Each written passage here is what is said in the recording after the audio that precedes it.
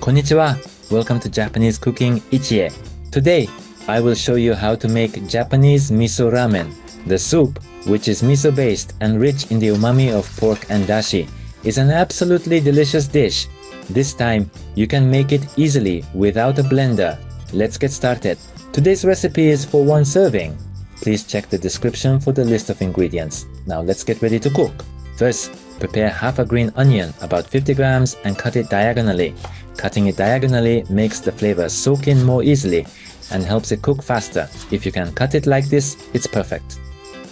Next, prepare 100 grams of bean sprouts. I'll use the bean sprouts just as they are, so no preparation is needed. Now, let's move on to the soup preparation. First, prepare 3 grams of dried bonito flakes. You can use them as they are, but today we'll heat them in the microwave at 500 watts for 30 seconds. By heating the bonito flakes, they break down into finer pieces. This not only gives the soup a smoother texture, but also helps the umami flavor dissolve more easily. Once heated, simply rub the bonito flakes gently with your hands, and they crumble into a fine powder. Perfect. Next, prepare 80 grams of pork belly. You can use ground pork instead, but pork belly has more fat and makes the dish more flavorful. This time, we'll use the pork more for adding flavor to the soup rather than as a main ingredient. At first, pound the pork with a knife like this, and once it softens, start chopping it into small pieces. After chopping it up with a knife like this for about a minute, the pork will gradually become finer. Almost there. This is the source of the soup's flavor, so hang in there. If you can chop it for 2 to 3 minutes and it becomes this fine, it's perfect. Now, let's move on to making the soup. I'll be making the soup in the same pan, so make sure to use a deep frying pan. Add 2 teaspoons of sesame oil to a frying pan and saute the pork first. Put the pork in the pan and cook over medium heat. Stir fry until the pork is slightly browned.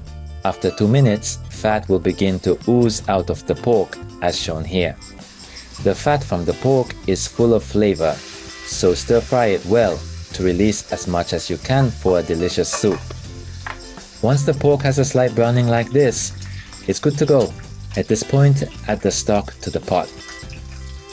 Prepare 300 milliliters of kelp stock. You can make dashi either by soaking 5 grams of kombu in 300 milliliters of water for 3 hours, or by adding kombu after boiling the water and letting it sit for 20 minutes. If you want to keep it simple, you can just use dashi powder instead. Turn the heat up to medium and add the seasonings. 3 grams of bonito flakes. For a little sweetness, add 1 tablespoon of mirin, half a teaspoon of sugar. To add richness, add 1 tablespoon of cooking sake. For an extra kick of flavor, grate 1 clove of garlic and add it. Finally, add 5 grams of grated ginger to enhance the aroma. Hold off on the miso for now, and once it's boiling like this, be sure to turn off the heat. If you add miso to boiling water, the heat will make its nice aroma disappear, so make sure to keep the temperature just below boiling. Once you turn off the heat, add the green onions and the remaining seasonings. 2 tablespoons miso, 1 teaspoon chili bean paste for some spiciness. If you don't like spicy food, you can use miso instead. 1 teaspoon chicken stock powder. Finally, add 100 grams of bean sprouts. I like soft bean sprouts, so I add them at this point. But if you want to keep the texture, I recommend boiling them just before serving. Once you've added them all, simmer over low heat for 1 to 2 minutes. Once the bean sprouts are cooked through and softened like this, you can turn off the heat. Next, I'll boil the noodles. Place a deep pot filled with plenty of water on the stove and bring it to a boil. By the way, boiling the water helps to cook the noodles evenly and prevents them from sticking together. Once the water boils, add 100 grams of ramen noodles. Thick noodles go best with rich soups like miso ramen. Cook them for the time shown on the package, stirring occasionally to keep them from sticking. While the noodles are boiling, prepare the bowl. This time, I'll serve the ramen in this cute ramen bowl with a cat design. Drain the noodles well so the soup won't get diluted, then place them in the bowl. Next, Pour the soup into the bowl, then place the toppings on top, and it's done. Looks so delicious. Finally, I'll introduce some recommended toppings for ramen. First up is the classic soft-boiled egg. It looks even better if you cut it in half and place it on top.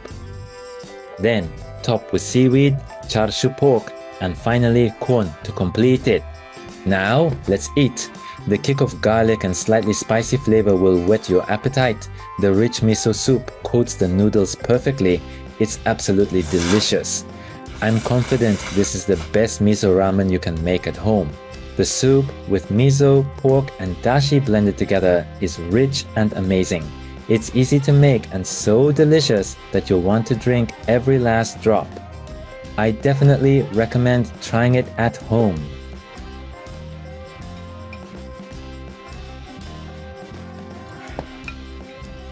I hope you are enjoying today's video. If you enjoyed the recipe, please let me know. If you like this video, please subscribe to the channel and give it a thumbs up. We also have social media like Instagram, so please check them out in the description. Thank you for watching and see you in the next video. ありがとう。